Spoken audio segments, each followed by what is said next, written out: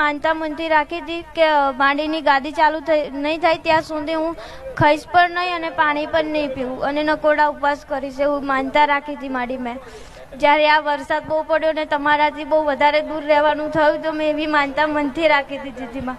આજે મારી 7મો રવિવાર થયો. હુકમ કરી મારી ગાદી ચાલુ થાય એના માટે નકોડા ઉપવાસ કર્યા. હા માડી. રવિવાર કર્યા. હા માં. કેટલા રવિવાર કર્યા? 7મો રવિવાર માડી આજે પૂરો થયો. બિલકુલ ખાધા વગર. હા માડી. ચાય નહીં કે પાણી નહીં કે ખાવાનું નહીં.